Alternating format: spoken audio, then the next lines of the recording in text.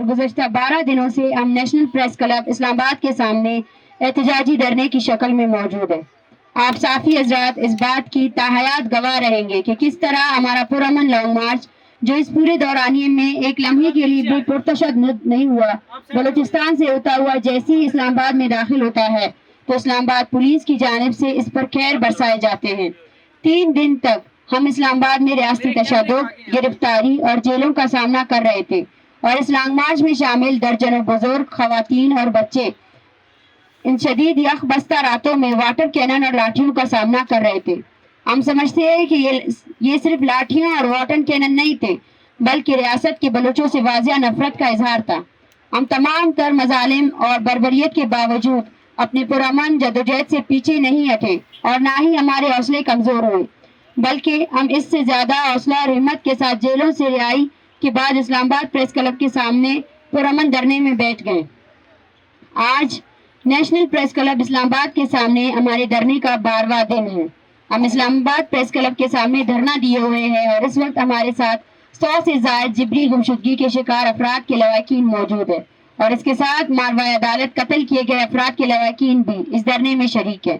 ہم نے اسی دھرنے میں پریس کانفرنس کے ذریعے ریاست کے سامنے اپنے مطالبات واضح طور پر رکھے ہیں اور ریاست کو 7 دن کا وقت دیا کہ وہ آئیں اور ہمارے ساتھ مذاکرات کریں، لیکن انتہائی افسوس کے ساتھ کہنا پڑ رہا ہے کہ ان 7 دنوں میں مذاکرات تو دور کی بات ہے، اس ریاست نے غیر ذمہ داری، غیر سنجیدگی اور فاشزم کی انتہائی شرمناک مثالیں قائم کی ہے، جبکہ ہم شروع دن سے مکمل طور پر پرامن رہے ہیں، جس کی گواہی پوری اسلام آباد کی عوام اور صحافی دیں گے۔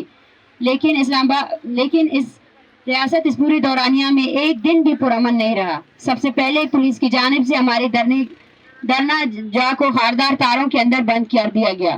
جو صحافی حضرات یہاں موجود ہے اس کو اپنی آنکھوں سے دیکھ سکتے ہیں اور یہاں ان خاردار تاروں کے ساتھ باری نفری بھی تعینات رہتی ہے جو مسلسل ہمیں ہراساں کر رہی ہے، جبکہ ایک رات ان پولیس والوں کی موجودگی میں ایک ویگو گاڑی آئی جس میں سوار نقاب پوش مسلح افراد نے ہمارے پرامن شرکا پر بندوقیں تان کر انہیں ہراساں کیا، دھمکایا اور ہمارے دھرنے کے ساؤنڈ سسٹم کو اٹھا کر اپنے ساتھ لے گئے۔ اور اس کے 2 دن بعد جب ہم اپنے دھرنے کے مقام سے سیمینار کا انعقاد کرنے جا رہے تھے تو اس دن پولیس والوں نے دوبارہ ہمارے ساؤنڈ سسٹم کو چھیننے کی کوشش کی، جسے ہمارے شرکا نے ناکام بنایا۔ یہاں ہمارے دھرنے میں آنے والے ہر شہری اس بات کا گواہ ہے کہ ریاست کی جانب سے ہمارے پرامن مظاہرین کے خلاف لیے گئے اقدامات کتنے پرتشدد اور جارحانہ ہیں۔ یہاں تک جو بھی شہری ہمارے لیے کمبل یا کھانے پینے کی اشیاء لے آتے ہیں وہ ان چیزوں کو بھی اندر آنے نہیں چھوڑ رہے ہیں اور انہیں چیک کرنے کے بہانے ہمیں اور ان شہریوں کی اد درجہ تذلیل کر رہے ہیں۔ لیکن جب ہم ان پولیس والوں سے وجوہات دریافت کرنے کی کوشش کرتے ہیں تو ہم سے انتہائی بدتمیزی سے پیش آتے ہیں اور ہمیں مختلف طریقوں سے ہراساں کرنے کی کوشش کرتے ہیں۔ ریاست کے پرتشدد رویے اور غیر سنجیدگی کے تمام ناقابل تردید ثبوت ویڈیوز کی صورت میں ہمارے پاس موجود ہے اور آپ صحافی حضرات، سیاسی ورکر اور اسلام آباد کے شہری اس کے گواہ بھی ہیں۔ کے مطابق ہر شہری کے انسانی حقوق کے تحفظ کی مکمل ذمہ داری ریاست کی ہے، لیکن یہاں ریاست خود اپنے شہریوں کی انسانی حقوق کو پامال کر رہا ہے، تو اس صورتحال میں ہمارا UN سے مطالبہ بالکل جائز، آئینی اور قانونی ہے، جس پر ہم قائم ہیں اور اپنے مطالبات کی منظوری تک قائم رہیں گے۔ صحافی حضرات، ہمارے اس لانگ مارچ کو شروع دن سے ریاست کی طرف سے پرتشدد رویے اور پالیسیوں کا سامنا رہا ہے۔ بلوچستان کے جس علاقے سے لانگ مارچ گزرا ہے یا لانگ مارچ کی حمایت میں پرامن مظاہرے ہوئے ہیں، وہاں ہمارے مارچ کے شرکاء اور علاقہ مکینوں پر جعلی FIR درج کیے گئے ہیں۔ ہمیں مدد کرنے والے لوگوں کو ہراساں کیا جا رہا ہے اور دھمکیاں دی جا رہی ہے، جبکہ تربت اور کولو میں ہمارے پرامن مارچ میں شرکت کرنے والے 44 سرکاری ملازمین کو نوکریوں سے معطل کیا گیا ہے۔ اس مارچ کے آغاز میں جب پشتون رہنما منظور پشتین تربت شہید فدا چوک پر جاری دھرنے میں اظہار یکجہتی کے لیے آ رہے تھے تو انہیں بھی راستے میں گرفتار کیا گیا، جو آج تک غیر قانونی طور پر پابند سلاسل ہے۔ ہمارے پرامن دھرنے کے حوالے سے ریاست کا پرتشدد رویہ برقرار تھا کہ 2 دن قبل نگراں وزیر اعظم کا پریس کانفرنس کی توسط سے جبری گمشدگیوں کے شکار افراد کو دہشت گرد کہنا، لواحقین کی توہین اور مارچ کے شرکاء سے دھمکی آویز لہجے میں مخاطب ہونا، ہمارے دھرنے کو کوریج دینے والے صحافی حضرات اور ہمارے لیے آواز اٹھانے والے شہریوں کی توہین کرنا ہمارے پرامن دھرنے پر ایک ریاستی حملہ تھا۔ ہم یہ واضح کرتے چلے کہ وزیر اعظم کی پریس کانفرنس کے بعد کل صبح سے اسلام آباد پولیس کا رویہ حد سے زیادہ جارحانہ اور فاشزم پر مبنی ہے اور اسلام آباد پولیس ہمارے دوستوں کی پروفائلنگ کر رہی ہے اور باقاعدہ واضح الفاظ میں ہمارے دوستوں کو کہا جا رہا ہے کہ ہم آپ کو بعد میں دیکھ لیں گے۔ रियासत की इस फाशिज्म को पूरी दुनिया अपनी आंखों से देख रही है और आप इस चीज का भी अंदाजा लगा ले कि ये रियासती फोर्सेस यहाँ अपने दारुल हुकूमत में हजारों कैमरों के सामने पुरअमन मुजाहिरीन के साथ इस तरह पेश आ रहे हैं तो बलूचिस्तान जहाँ राब्ते के जराए महदूद हैं हमारे लोगों के साथ किस तरह पेश आते होंगे। पर नोटिस लिया जाए, फिर कमीशन बनाई जाए। कमीशनें बनाना, कमेटियां बनाना, मेरे ख्याल से ये बेख्तियारी की एक अलामत है। सारे शवाहिद आपके पास मौजूद है, फिर कमीशन बनाने का क्या फायदा। इन लोगों के केसेस आपकी अदालतों में हैं, आपकी अदालतों ने प्रोडक्शन ऑर्डर्स जारी किए हैं, आप उन प्रोडक्शन ऑर्डर्स पर अमल दरामद क्यों नहीं करवा सकते। अभी क्या कमीशन बनवाना है, अभी क्या कमीशन बनाना, हम सबूत लेकर आए आपके सामने, इनके प्यारे नहीं है, इस पर क्या कमीशन बनाएंगे आप। मैडम गरीदा फरूकी ने आपकी वीडियो क्वालिटी और ट्विटर रीच पे तनकीद की है कि इनको बहुत बड़ी सपोर्ट है, इस पे क्या कहेंगे आप?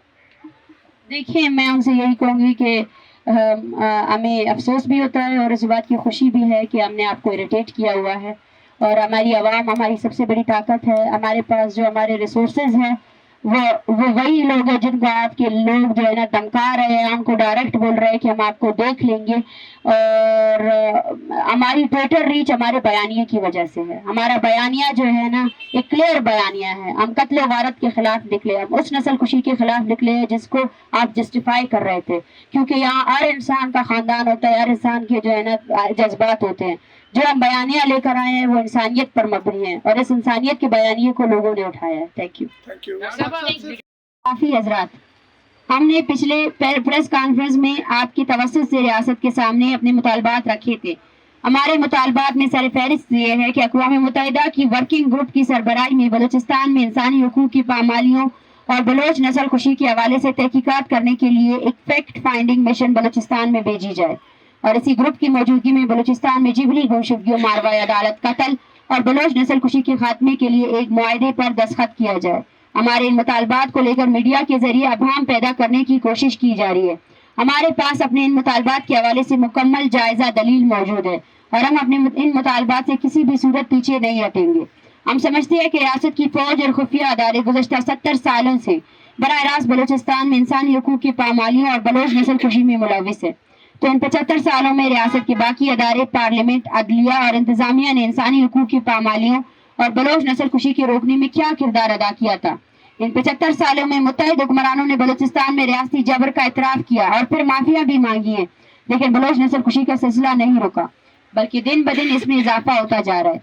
जबकि इस नस्ल कुशी के खिलाफ कम अज कम गुज़श्ता 2 दहाइयों से बलोच तसलसल के साथ सरापा एहतजाज है। कभी लॉन्ग मार्च, कभी मुजाहरे, कभी हड़ताल, कभी धरना और गुज़श्ता 15 सालों में जिबरी गुमशुदगियों के खिलाफ voice for Baloch missing persons का कैंप बदस्तूर जारी है। इन 2 दहाइयों के दौरान मुत्तहिदा नाम निहाद कमीशन और कमेटियां बनाई गईं, लेकिन बलोच नस्ल कुशी और बलूचिस्तान में इंसानी हुकूक की पामालियां बंद नहीं हुई और 2 दहाइयों के दौरान बलूचिस्तान ने इस रियासत का कोई भी दरवाजा खाली नहीं छोड़ा। सुप्रीम कोर्ट से लेकर पार्लियामेंट तक हर दर दरवाजे पर दस्तक दिए, अपील की, कानूनी और आईनी तरीक़ाकार अपनाए, लेकिन ये रियासत अपनी पुरतशद्दुद रवैयों को तब्दील करने के लिए तैयार नहीं है। तो इस सूरत हाल में हम अक़वाम मुत्तहिदा से अपील नहीं करें तो किससे करें। आप हमें बताएं हम कौन सा तरीक़ाकार इख्तियार करें। अगर कोई ऐसा तरीक़ाकार जिससे बलोच नस्ल कुशी खत्म हो सकती है तो हमें बताएं, हम इख्तियार करने को तैयार है। जबकि दूसरी बात यह है कि पाकिस्तान अक़वाम मुत्तहिदा का रुकन मुल्क है और ह्यूमन राइट्स चार्टर पर पाकिस्तान बहैसियत रियासत के दस्तखत मौजूद है। साहब ने तो आप साथियों को धमकी दे दी है कि आप जाके PLA ज्वाइन कर लें या VLA ज्वाइन कर लें। एक तो इस पर कमेंट कीजिएगा, दूसरा साथ साथ ये भी बताएं कि जो यूथ आपकी यहाँ से गिरफ्तार हुई है क्या वो रिहा हुए हैं अभी तक, क्या वो अभी तक गिरफ्तार हैं? जी नहीं, जो लोग गिरफ्तार हुए थे उनको रिहा किया गया है, लेकिन उनको मुसलसल तौर पर हरासा किया जा रहा है। SP कोई फारूक नियाजी है, उन्होंने बाकायदा उनके NIC भी लिए हैं और सामने मीडिया के सामने भी उनको ये कहा जा रहा है कि हम आपको बाद में देख लेंगे। तो और मैं वज़ीर आज़म के बयान पर यही कहूँगी कि मुझे बहुत अफसोस है कि इस स्टेट जमहूरिया पाकिस्तान का वज़ीर आज़म जो है ना जिबरी गुमशुदगियों को जस्टिफाई कर रहा है और ये लवाकिन यहाँ बैठे हैं। आपके किस आइन, किस कानून ने इनको दहशतगर्द करार दिया? लाएं और वर्डिक लाएं। सबसे पहले तो आप लोगों ने इनकार किया कि मिसिंग पर्सन एग्जिस्ट ही नहीं करते, उसके बाद आपका बयान हमारी तहरीक की तायीद करता है, आपका बयान हमारी तहरीक की तायीद करता है कि ये हज़ारों लोग आपके जिंदानों में जिनको आप जो है ना गैर कानूनी तौर पर तशद्दुद का जो है ना निशाना बना रहे हैं। डॉक्टर जमाल रेसानी ने एक स्टेटमेंट दिया और उन्होंने कहा कि बलूचिस्तान के जो लापता अफराद का मसला है ये बलूचिस्तान का सबसे बड़ा मसला नहीं है, इस पर क्या कहेंगे? मुझे अफसोस होता है उन पर भी, अगर लापता अफराद का मसला बड़ा नहीं है, मसला तो है, इतना शदीद बड़ा मसला है कि यहाँ खानदान आपको हम ऐसे खानदानों से मिलाएंगे जो 15-15 सालों से उनके बेटे लापता है, 9-9 लाख रुपए उनसे लूटे हैं फौजियों ने, ठीक है, उन्होंने अपनी लाशों के लिए भी फौजियों से पैसे लिए, 3 लाख या एक बाबा 3 लाख उसने दिए कि मेरे बेटे की लाश मुझे सौंपी जाए। ये अगर मसला सबसे बड़ा मसला नहीं है तो और कोई भी मसला बड़ा मसला नहीं हो सकता। मैडम ये बताइए, आपसे जबरी गुमशुदगियों की बात हुई तो उन्होंने कहा कि अगर आपको बावर्ची खाने में और आग ज़्यादा है तो उस पर ना रहे, तो आपको अदालतों से कोई उम्मीद है या वो तो उन्होंने भी हाथ उठा दिए चीज़ों से? देखिए, अदालतों से अगर कुछ हो सकता है तो 2014 में सुप्रीम कोर्ट ने जो फैसला लिया था जबरी गुमशुदगी के खिलाफ, जहां एजेंसियों को जो है ना डायरेक्ट तौर पर मतलूब किया था, उस वक्त हो जाता। बलाच बलोच का केस आज तकरीबन 41वां दिन है, वो सेशन कोर्ट में पेंडिंग है और उस FIR को क्वाश किया जा रहा है। उम्मीदें तो हमारी अदालतों से है, इस रियासत से है, लेकिन हम मुकम्मल तौर पर नाउमीद हो चुके हैं। आज 41वां दिन है, यही अदालतें इन लोगों को प्रोड्यूस तो नहीं कर सकते, लेकिन जो लोग इस तहरीक से जुड़े हुए हैं उनको मुअत्तल कर सकते हैं, उनके खिलाफ सैकड़ों FIRs उन्होंने दायर किए, और हम जो इस सर्दी में यहाँ बैठे हैं, हमें हरासा किया जाता है, हमें थ्रेट किया जाता है, उस पर ये अदालतें कभी नहीं नोटिस नहीं ले रहे हैं। अगर फैज ईसा साहब कोई ऐसा आज़ाद कमीशन नया बनाते हैं जिस पर आपको भी एतमाद हो, तो क्या आप अक़वाम मुत्तहिदा वाले जो एक मुतालबा है उससे आप पीछे हटेंगे? जी नहीं, बिल्कुल भी नहीं। कमीशंस पहले भी बने हैं, कमेटियाँ पहले भी बनी हैं, सबसे पहले पुराने कमीशंस का एहतसाब किया जाए, और हमारा पहला मुतालबा सबसे अहम मुतालबा है, हम इससे पीछे नहीं हटेंगे। जस्टिस फायज ईसा से पहले भी बहुत से सुप्रीम कोर्ट के जजेस आए हैं और ये अदारे इन्होंने हमें इंसाफ नहीं दिया। अगर वो इंसाफ दे सकते हैं तो सुमोटो नोटिस लेकर इन तमाम को जो है ना रिहा कर दे और जबरी गुमशुदगी पर पाबंदी आयद करे। 41 दिनों के दौरान 20 लोग जबरी गुमशुदा हुए हैं। 20, जैसा कि हमने ऊपर जिक्र किया कि हमने रियासत को 7 दिनों का अल्टीमेटम दिया हुआ था, जो आज पूरा हुआ।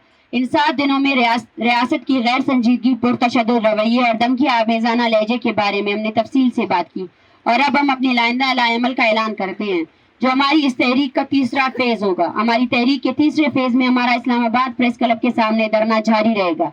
बलूचिस्तान समेत पाकिस्तान भर में एहतजाजी मुजाहरों, हड़ताल और धरने का आगाज किया जाएगा। बैनुल अक़वामी दुनिया को आगाह करने के लिए ऑनलाइन कॉन्फ्रेंसेस का इनेकाद किया जाएगा, और अगर रियासत का ये रवैया जारी रहा तो हम अपने धरने को इस्लामाबाद प्रेस क्लब से अक़वाम मुत्तहिदा के इस्लामाबाद ऑफिस के सामने मुंतकिल करेंगे, क्योंकि यहाँ इस्लामाबाद प्रेस क्लब के सामने इस्लामाबाद पुलिस के जारियाना और पुरतशद्दुद रवैये से हमें शदीद खतरात लायक है, जो आए दिन किसी न किसी सूरत पर हम पर हमलावर होते हैं, हमारे शुरका को हरासा कर रहे हैं, जबकि हमें खदशा है कि इस्लामाबाद में हमारे शुरका को नुकसान पहुंचाया जाएगा। इसलिए हम अपने धरने को अक़वाम मुत्तहिदा के इस्लामाबाद ऑफिस के सामने मुंतकिल करेंगे और अक़वाम मुत्तहिदा से तहफ़्फ़ुज़ मांगेंगे। जबकि एक बार फिर हम रियासत को मीडिया के तवस्सुत से आगाह करना चाहते हैं कि हम अपने मुतालबात पर रियासत से मुज़ाकरात के लिए बिल्कुल तैयार है, लेकिन इसके लिए रियासत को अपने बचगाना रवैये को तब्दील करके एक रियासत जैसा रवैया अपनाना होगा, और इस्लामाबाद समेत बलूचिस्तान भर में पुरअमन मुजाहिरीन के खिलाफ इंतकामी कार्रवाइयों को बंद करना पड़ेगा। ये रियासत की संजीदगी का इम्तिहान है, और यही संजीदा रवैया अपनाने के बाद रियासत आकर हमसे मुज़ाकरात करे। और हम एक बार फिर वाज़ेह अल्फाज में कहते हैं, अगर रियासत के रवैये में तब्दीली नहीं आई तो हम बलोच नस्ल कुशी के खिलाफ जारी इस तहरीक को मजीद वुसअत देंगे। तशद्दुद, गिरफ्तारियां, धमकियां और हरासमेंट किसी भी सूरत हमारे रास्ते को रोक नहीं सकते।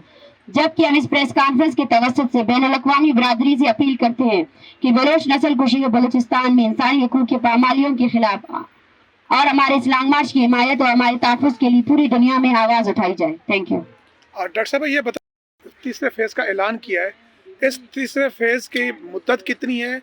कितने दिन बाद आप, अगर ये चीज़ें अमल नहीं होता या आपसे रब्ता नहीं किया जाता, तो फिर आप अक़वाम मुत्तहिदा के दफ्तर के सामने जाएंगे? देखिए, ये एक लामहदूद मुद्दत है। इसमें हम पूरे बलूचिस्तान से लापता अफराद के लवाकिन को यहाँ बुला रहे हैं।